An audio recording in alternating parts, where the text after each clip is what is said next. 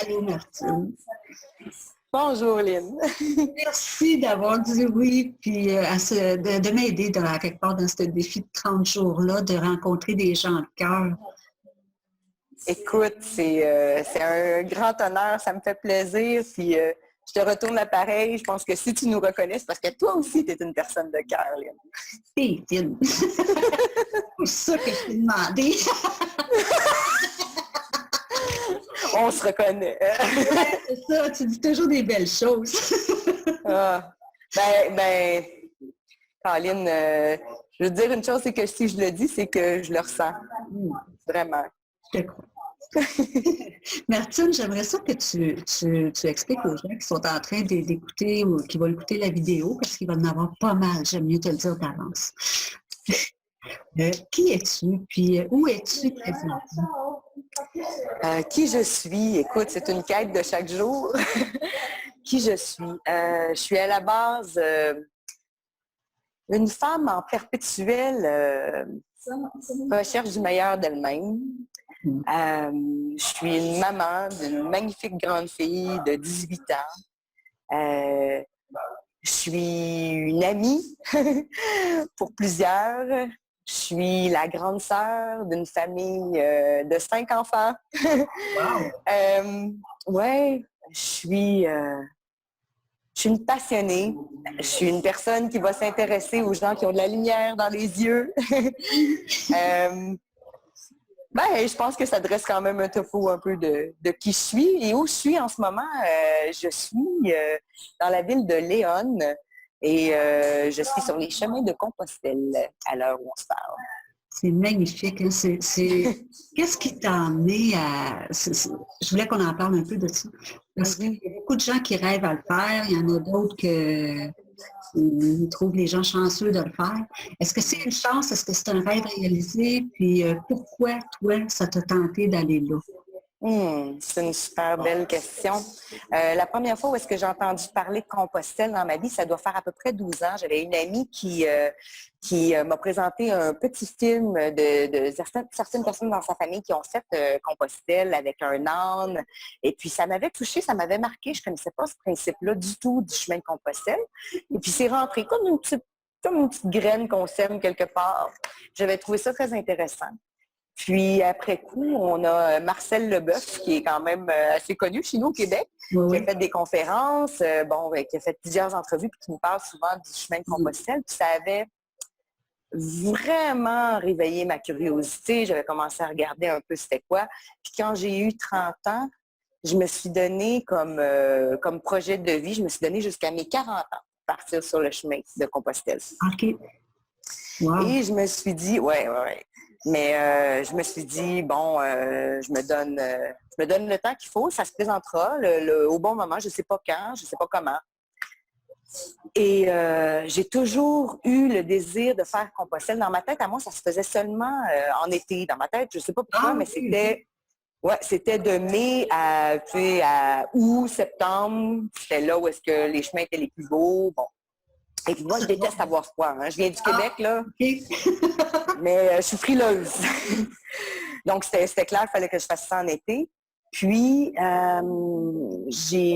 en plus, ah oui, c'est ça. Parce que le vrai fond de l'histoire, en plus, c'est que j'avais entendu, on peut faire ça d'automne, d'hiver. Un ami pèlerin que j'avais connu qui, lui, l'a fait l'année passée en hiver. Ah, okay. Et je m'étais dit, c'est pas pour moi, ça c'est trop froid. Mais, en même temps, toutes les années, depuis peut-être 2-3 ans, à chaque fois que le mois de mai se présente, j'ai toujours des contrats. Moi, je travaille à contrat et je ne peux jamais partir. OK. Ça a donné...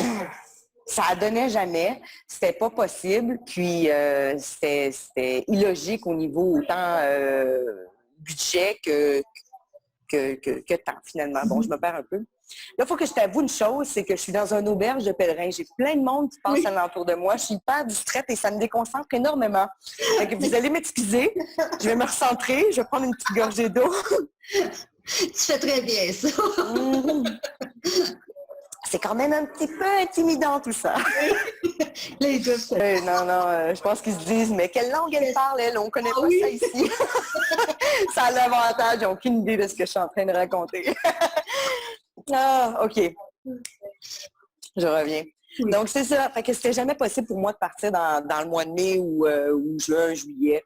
Puis, bon, je remettais ça d'année en année. Puis, il y a quelques mois, en fait, j'ai commencé à ressentir, parce que c'est vraiment ça, je sais que ça a l'air cliché, mais quand on part sur Compostelle, quand on met la graine dans son cœur, ça finit par ressortir au bon moment. Puis, on peut pratiquement pas se l'expliquer. Puis plus j'échange avec des pèlerins ici sur le chemin, plus que c'est ça, ça devient presque, bon, ben il faut que je parte.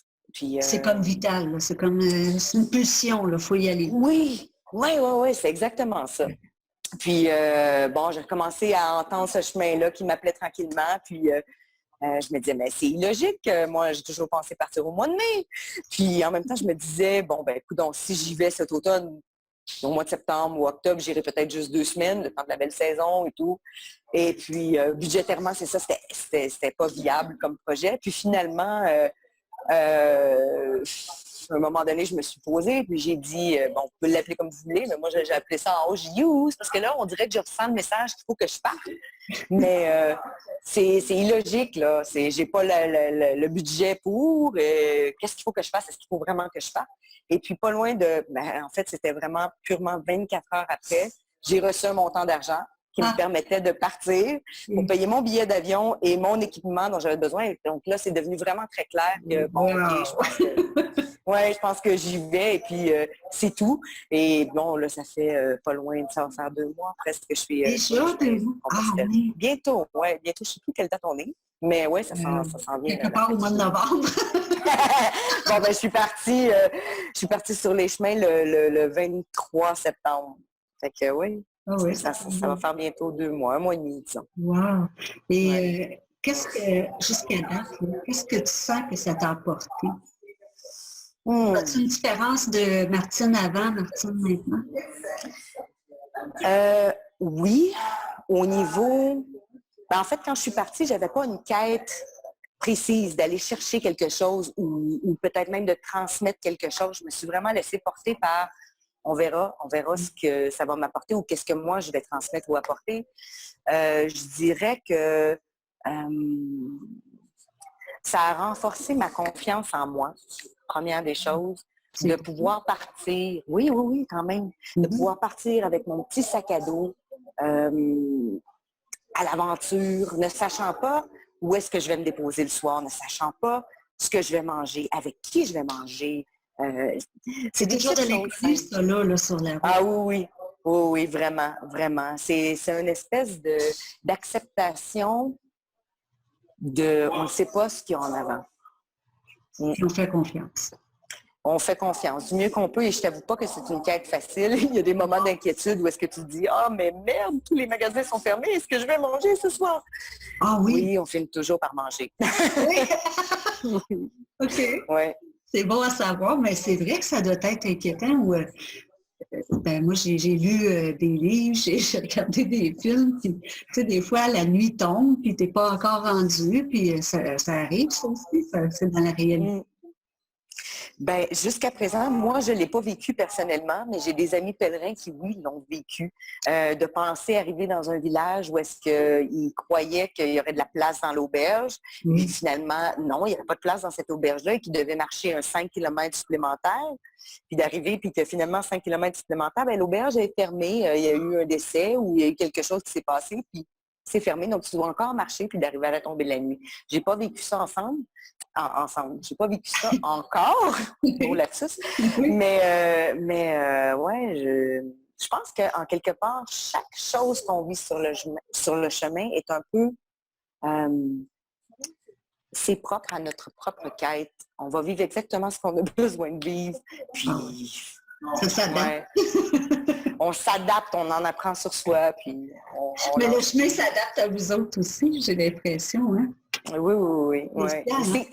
C'est tellement spécial que c'est presque inexplicable. Même si je mets des mots comme ça, ça, c'est mon chemin à moi. Ouais. Quelqu'un d'autre pourrait parler de son chemin et ça va être totalement autre chose. Et c'est ça la beauté de la chose. Ouais. Ah, oui. Puis t'as-tu des côtés émotions, là, des grandes émotions, des... Oh oui, hein? Absolument, oui. Parce que Ouais. c'est ça qui se vit aussi, hein? C'est le fait de te retrouver toute seule avec toi, parce que moi, je trouve ça merveilleux que tu sois allée toute seule ici. Mais souvent, les gens, c'est ce qu'ils font. Tu veux dire de vivre des émotions comme ça ou de partir tout seul? De partir toute seule et de vivre des émotions, les deux. De partir seule, tu vois, j'ai vu beaucoup de personnes qui sont parties seules et beaucoup de personnes qui sont parties soit en couple ou parents-enfants. Ça, je trouve ça super beau aussi. Ah oui, oui, c'est vraiment beau. Et aussi, j'ai vu beaucoup de groupes se former sur le chemin. Moi, je m'offre un peu le luxe. Je te dévoile un petit secret. OK. Mais je m'offre souvent le luxe de des fois suivre des groupes. Je me joins à un petit groupe. Je me sens bien. C'est le fun aussi d'avoir la sécurité d'un groupe avec qui on sait qu'on va cuisiner le soir, ou est-ce qu'on sait que le lendemain, on va partir ensemble, puis les journées où est-ce que c'est plus difficile, ben on se rallie à la force du groupe. Tu sais, moi, je trouve ça, super. Wow. Même...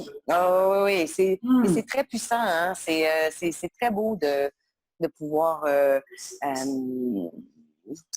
Moi, souvent, je vais utiliser l'expression d'un artiste que j'aime beaucoup qui s'appelle Alexandre Poulain, qui dit dans une de ses chansons « faire du pouce sur la force des autres ». Puis de donner au suivant quand ce sera le temps. Puis je trouve que ça, moi, je l'ai expérimenté autant d'un côté comme de l'autre. Des fois, on s'aide à avancer sur le chemin d'une certaine manière. Puis, oui, en même temps, il y a beaucoup de personnes qui vont le faire seules. Puis, tu vois, le fait de pouvoir vivre ce privilège-là d'être en groupe avec certaines personnes et aussi des fois de ralentir ma cadence. De dire, ah ouais, là, j'ai besoin plus de me recentrer, de marcher seule. Ouais, c'est un luxe. C'est pour ça aussi que des fois, ben, mon rythme va être plus rapide ou plus lent. Comme aujourd'hui, je me suis donné une journée de répit, de repos, mais ça va aussi changer l'énergie des gens que je vais rencontrer. Je vais rencontrer des nouvelles personnes, dire au revoir à d'autres. Oui, ouais, c'est ça. Hein, il y a beaucoup de revoir hein, sur la route. Là, comme ça. T'en rencontres. Non, mais c'est correct. T'en rencontres, tu les laisses, ils te laissent aussi. Ouais. Il y en a d'autres qui vont avancer plus rapidement aussi. Hein, c'est ce que tu disais tout à l'heure. Hein. Tantôt tout à l'heure. C'est bon. On se comprend. Absolument. Puis, tu sais, dans ce que tu parlais au niveau des émotions, autant des fois, ça va m'être arrivé de vivre mes coups d'émotion, que ce soit la folie, hein, que ce soit autant de rire puis de repenser à un événement dans ma vie. Oui, les émotions, c'est large. Oui. Autant des moments de gratitude. Tu sais, comme moi, je suis une grande expressive, les larmes peuvent couler autant dans mes grands moments de joie comme de peine. J'ai pas de difficulté à sortir ces larmes-là. Et puis, je peux les vivre autant en étant seule, autant je peux m'offrir le privilège d'écouter l'histoire de quelqu'un d'autre qui m'offre le cadeau de me partager son vécu, de se confier à moi. Puis ça peut aussi m'amener dans une zone émotionnelle. Oui. Oui, vraiment spéciale. C'est un peu la magie du chemin. Je dirais qu'on a un privilège d'être à l'écoute puis de dire « Wow, qu'est-ce que ça vient chercher en moi? Qu'est-ce que ça ouvre? Qu'est-ce que ça vient faire vibrer? » Oui. Puis d'être connecté dans la nature comme ça aussi, là, tu sais, c'est beaucoup. Là. Et Martine, pour conclure, mettons qu'il y a quelqu'un qui voudrait t'écrire, te dire « Wow! » Si tu savais comment ça m'a inspiré, ou pour t'écrire quelque chose, t'encourager à terminer la route aussi. Est-ce qu'il y a un endroit spécial où il peut le faire, où elle peut le faire, la personne? Oui, absolument. Sur le site de Babine et Bottine, parce que à travers tout ça, et je tiens à préciser qu'au départ, ça ne devait pas être en lien, ça, Babine et Bottine et le chemin de Compostelle. mais bon, Pardon? Il y a des connexions qui se font. Écoute, la vie, des fois, décide les choses, puis bon, c'est comme ça. Je portais ce grand souhait-là dans mon cœur depuis longtemps d'inspirer, ou peut-être pas nécessairement d'inspirer, mais de répandre le message que dans la vie, quand on veut vraiment quelque chose, il y a toujours des gens qui sont là alentour pour nous aider à atteindre ce qu'on veut. Et puis, il y a une expression au Québec qu'on adore qui est il faut que les bottines suivent les babines.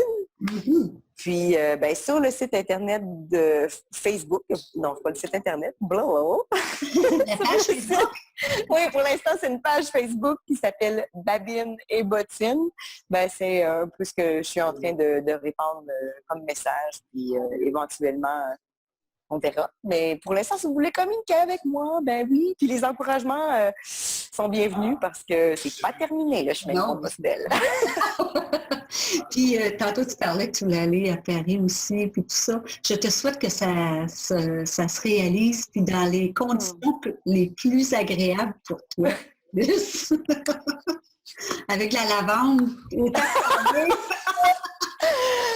Oui, j'espère que, j'espère que toutes les conditions idéales vont être présentes pour m'aider à réaliser ce beau projet. Je te remercie tellement, Martine, d'avoir dit oui, puis d'avoir partagé comme ça, authentiquement, simplement. C'est comme ça que je t'aime. Puis j'ai hâte de te revoir au Québec aussi, là, à un moment donné.